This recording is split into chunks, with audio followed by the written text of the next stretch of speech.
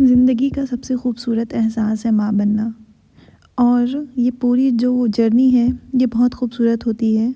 और आप तभी मुकम्मल होते हैं जब आप माँ बनते हैं। ये सारी चीज़ें मैंने भी अपनी ज़िंदगी में सुन रखी थी, पर ये सारी चीज़ों का मतलब कितना सही है कितना गलत है ये तभी समझ में आता है जब आप ख़ुद माँ बनती हैं या जब आप ख़ुद उस प्रेगनेंसी के दौर से गुज़र रही होती हैं। अस्सलाम वालेकुम, welcome to my YouTube channel. आज मैं आप लोगों के साथ अपनी लाइफ की स्टोरी शेयर करने वाली हूँ। मेरी एक बच्ची है, 2 साल की अभी हुई है जनवरी में। 2 साल पहले वो मेरी ज़िंदगी में आई और उससे भी पहले वो आ चुकी थी जब मैं प्रेग्नेंट हुई थी।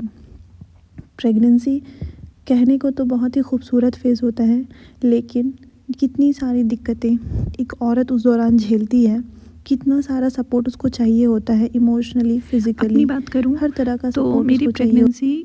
चलिए प्रेगनेंसी से पहले शादी की बात करती हूँ। मेरी शादी हुई थी 2021 में, अप्रैल में। और शादी होने के तुरंत बाद मैंने कंसीव कर लिया था। और मुझे अपने हस्बैंड के साथ दूसरी सिटी में आकर रहना था। मतलब जहाँ मेरा ससुराल था वहाँ मैं नहीं रह रही थी, मुझे अपने हस्बैंड के साथ बेंगलोर आना था। तो आने के बाद मुझे 1 मंथ के बाद पता चला कि मैं प्रेग्नेंट हूँ। उसके बाद फिर जो खुशी होती है वो तो आप सबको पता ही है कि चलो विदिन 1 मंथ हमने कंसीव कर लिया, अब कोई नया हमारी ज़िंदगी में आएगा और एक जो लाइफ का फ़ेज़ है वो पूरा हो जाएगा। तो हम लोगों ने डॉक्टर से कंसल्ट किया। इनिशियली जो अल्ट्रासाउंड होने थे वो हुए, तो सब में सब कुछ नॉर्मल था। बस मेरे साथ क्या इश्यूज़ इस फर्स्ट ट्राइमेस्टर में हुए कि मुझे पेल्विक पेन बहुत रहता था, जिसकी वजह से मुझे डॉक्टर जो है वो दवाइयाँ देती थी। लेकिन ऐसा नहीं था कि मैं बेड रिडन थी या फिर मुझे बेड रेस्ट बोला गया था, ऐसा कुछ नहीं था। 3 महीने जो थे वो बेंगलोर में अच्छे से गुजर गए। हम लोगों ने, मतलब मैं और मेरे हस्बैंड ने काफ़ी अच्छे से ये 3 मंथ्स कंप्लीट किए। उनका सपोर्ट मेरे साथ बहुत था और ये बहुत सही बात है कि जब आप प्रेग्नेंट होती हैं तो आपके हस्बैंड का सपोर्ट बहुत मायने रखता है। फिर मैं 3 मंथ के बाद बकरीद पड़ी तो मैं अपने ससुराल आई। वहाँ भी मुझे बहुत केयर किया गया, बहुत अच्छे से रखा गया। मेरे हस्बैंड लौट आए मुझे वहाँ पर छोड़कर, बट आफ्टर सम टाइम्स उनको थोड़ी यहाँ प्रॉब्लम होने लगी तो मैं फिर से बैंगलोर वापस आ गई। फिर हम लोगों ने 2-3 महीने और जो थे वो अच्छे से निकाले और फिर हुआ मेरा 6 मंथ्स में ग्रोथ स्कैन। एक्चुअली जो 5th मंथ वाला एनॉमली स्कैन था लेवल 2, वो मेरा ससुराल में हो चुका था। तो जब बैंगलोर में आई थी एनॉमली तो गुड था। तो फिर उसके बाद मेरा ग्रोथ स्कैन जब किया डॉक्टर ने तो मुझे बताया कि मेरा जो है वो वाटर लेवल यानी एमनियोटिक फ्लूइड, जो बच्चे के आसपास का पानी होता है, वो कम है, नॉर्मल से बिलो होता जा रहा है, बॉर्डर लाइन पे है एक्चुअली बोलो तो फिर हम लोगों ने डिसाइड किया कि वैसे तो मेरे पेरेंट्स हैं नहीं, लेकिन हम लोगों ने डिसाइड किया कि मैं अपने मैटरनल अंकल की साइड चले जाऊँ। मेरी मैटरनल आंटी बहुत अच्छी हैं, उन्होंने मेरा पूरा प्रेगनेंसी बहुत ख्याल रखा। जितने दिन मैं उनके पास रही, इवन डिलीवरी के टाइम भी मैं उन्हीं के पास थी।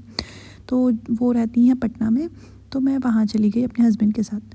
फिर अब हमें ये डिसाइड करने में मुश्किल हो रही थी कि हम किस हॉस्पिटल में दिखाएं, क्योंकि आजकल तो नॉर्मल चीज़ों में भी क्या करते हैं, फर्स्ट सिजेरियन को प्रायोरिटी दे देते हैं।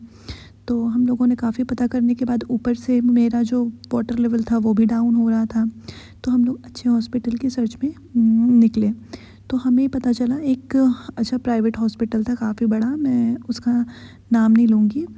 तो उसने मुझे दवाइयाँ दी और पानी में जो घोल कर पीने वाली दवाइयाँ थी वो भी दी और मुझे कुछ इंजेक्शंस भी लगे और मुझे दवाइयाँ थ्रू आईवी चढ़े भी। बाद में मेरे हस्बैंड ने बताया कि उनको बताया गया है कि हो सकता है 7 मंथ में ही डिलीवरी ऑपरेशन के थ्रू करा देनी पड़े। तो हम लोग सब इससे स्ट्रेस भी थे कि बच्चा जो है वो प्री मैच्योर हो जाएगा, लेकिन still we were hoping best at that time. फिर क्या हुआ कि पानी जो था, नेक्स्ट अल्ट्रासाउंड, मेरा हर हफ्ते अल्ट्रासाउंड कराया जाता था, तो पानी का जो फ्लूइड का लेवल था वो अल्हम्दुलिल्लाह इंक्रीज़ कर गया। जितना होना चाहिए उतना आ गया। फिर जब मैं डॉक्टर से कंसल्ट करने गई तो डॉक्टर ने मुझे ये पूरा विश्वास दिलाया, वो प्राइवेट हॉस्पिटल था, ठीक है, कि मेरी नॉर्मल डिलीवरी हो जाएगी। अगर नॉर्मल पेन नहीं आए, नेचुरल पेन्स नहीं आए तो वो इंड्यूस करेंगी। मैं खुद इस चीज़ के लिए श्योर होती रही कि क्या वो इंड्यूस करती हैं या नहीं करती हैं, बिकॉज़ पूरी प्रेगनेंसी मैंने डिफरेंट ऐप्स ट्राई किए थे, लाइक माइलो, अगर आप लोग जानते होंगे तो उसको भी मैंने अपने में इंस्टॉल करके रखा था। अच्छा, एक चीज़ तो है कि मैं बहुत क्यूरियस इंसान हूँ, मतलब मुझे हर चीज़ की जानकारी चाहिए। यानी जब मैं प्रेग्नेंट भी थी तो मैंने सारी इन्फॉर्मेशन गैदर करने की पूरी कोशिश की थी, हर एक जानकारी अपने और अपने बच्चे से रिलेटेड मैं रखती थी।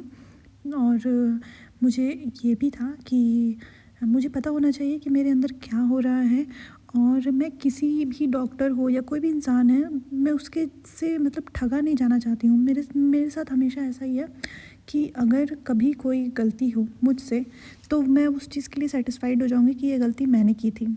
आफ्टर मतलब सब कुछ ट्राई करने के बाद भी अगर कुछ गलत होता है तो मैं इस चीज़ से सेटिस्फाइड रहती हूँ कि वो मैंने पूरी तरह से कोशिश की थी पर नहीं हुआ। लेकिन मैं दूसरों की बातों में आकर या दूसरों के थ्रू मैं बेवकूफ़ नहीं बनना चाहती थी, चाहे वो डॉक्टर ही क्यों ना हो। तो इसलिए मैं सारे इन्फॉर्मेशन, सारी नॉलेज प्रेगनेंसी की खुद गेन करती थी। हाँ, दूसरे लोग मुझे सजेस्ट करते थे, फिर वो सजेशंस को मैं वेरीफाई करती थी कि क्या ये जो सजेस्ट कर रहे हैं वो मेरे लिए सही है या नहीं है। तो ये चीज़ें हर एक लेडी में होनी चाहिए, ये क्वालिटी, कि वो, क्योंकि उसको अपना परिवार संभालना है, चाहे वो कभी घर गृहस्थी में रही हो या ना रही हो, लेकिन उसके अंदर ये क्वालिटी होनी चाहिए कि जब इस फील्ड में आ गए, मतलब जिस फील्ड में आप हो, चाहे वो आप घर संभालने वाला ही फील्ड क्यों नहीं हो, उसमें आपको 100% अपना देना चाहिए, क्योंकि वो फैमिली और वो होने वाला बच्चा आपका है। तो वो पूरी ज़िम्मेदारी आपकी है, ना कि उस डॉक्टर की। आप पूरी तरह से किसी डॉक्टर को ब्लेम नहीं कर सकते कि उसकी वजह से आपका ऑपरेशन हो गया या उसकी वजह से आपका नॉर्मल डिलीवरी हुआ। कि आपको अपनी आंखें खुद ही खुली रखनी होगी। तो एट द एंड जिस प्राइवेट हॉस्पिटल में मैं दिखा रही थी, उसने लास्ट में मुझे 1 वीक पहले धोखा दे दिया। उसने मुझसे बोला कि आपके बच्चे का ग्रोथ सही नहीं है, जबकि मेरे बच्चे का वज़न वगैरह सब कुछ अच्छा था, 3.5 किलो था माशाल्लाह, पानी लेवल भी ठीक था। लेकिन पता नहीं क्यों वो क्या चाह रही थी, लेकिन उनको ऑपरेशन ही करना था। उन्होंने बोला कि अगर तुम डिलीवरी चाहती हो तो बस एडमिट हो जाओ कल या परसों तक, नहीं तो फिर देख लो अपना। तो मुझे ये बहुत रूड लगा, और थैंकफुली कि वो सिटी जो था वो मेरे रिश्तेदारों से भरा पड़ा सिटी था। तो मैं और मेरे हस्बैंड ने अपने सारे रिश्तेदार रिलेटिव से बात किया। अच्छा, इस स्टेज पे हस्बैंड का सपोर्ट बहुत ज़रूरी होता है, बहुत ही ज़्यादा ज़रूरी होता है। तो मेरे हस्बैंड ने इस टाइम पे मेरा पूरा साथ दिया, और हम लोगों ने 1 वीक पहले हॉस्पिटल को चेंज किया। मेरे एक रिलेटिव ने बताया था कि वहाँ पर एक पटना में मिशनरी हॉस्पिटल बहुत अच्छा है, नाम मैं बताती हूँ, कुर्जी हॉस्पिटल था। वहाँ प्राइवेट हॉस्पिटल के मुकाबले थोड़ा लग्ज़री कम था, लेकिन सारी फैसिलिटीज़ थी, मैं इस बात से डिनाई नहीं करूँगी। लेकिन वो काफ़ी बेटर था। जब मैं वहाँ एडमिट हुई, जब मैंने वहाँ जाकर मैंने डॉक्टर से चेकअप कराया, तो फर्स्ट ही विज़िट से मैं काफ़ी सैटिस्फाइड हो गई थी, क्योंकि पहले ही विज़िट में वो लोगों ने ना अल्ट्रासाउंड एक्स्ट्रा किए, जो प्रीवियस अल्ट्रासाउंड था उसको कंसिडर किया। मोस्टली ऐसा नहीं होता है।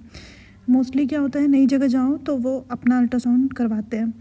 तो कुर्जी में मुझे ये चीज़ का, तो मैंने हॉस्पिटल चेंज करके मुझे लगा मैंने कोई गलती नहीं की। वहाँ पर फिर क्या हुआ कि डेट के टाइम पे बोला कि आपको आ जाना है एक बार, जितना आपका डेट दिया गया है। तो मैं 40 वीक पे वहाँ गई, और उन लोगों ने मुझे एडमिट किया, और फिर मुझे नेचुरल पेन नहीं आया तो मुझे इंड्यूस किया।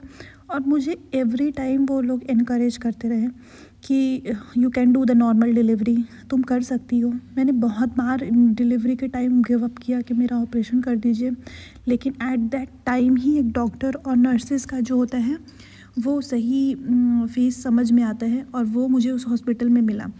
तो इसीलिए बहुत ज़रूरी होता है कि आप अपनी रिसर्च कीजिए, जिस एरिया में आप हैं वहाँ पर आप पूरा रिसर्च कीजिए, पूरी जानकारी रखिए कि आपके डॉक्टर्स कैसे हैं उस एरिया के, गायनेकोलॉजिस्ट कैसी है, और आपको कितना उससे सपोर्ट मिलने वाला है, ये आपकी जानकारी रहनी बहुत ज़रूरी है। और normal delivery is always best.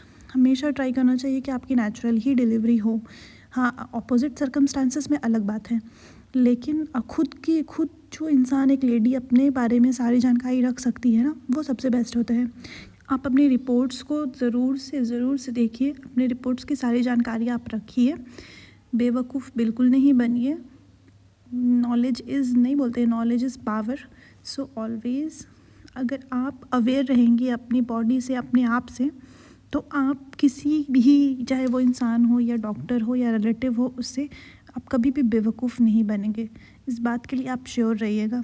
तो ये एक पार्ट था मेरी नॉर्मल डिलीवरी वाले वीडियो का। मेरे पास ऐसा बहुत सारी चीज़ें हैं शेयर करने के लिए। If you like the video तो आप मेरे चैनल को ज़रूर से सब्सक्राइब कीजिएगा, because I like to share my whole life journey and specially how एक लड़की जो है वो किस तरह से हर कुछ खुद से मैनेज कर सकती है। बस आपके पास एक विल पावर होना चाहिए और हाँ, बेशक एक सपोर्टिव स्पाउस होना चाहिए, और नहीं भी है तो आपके अंदर हिम्मत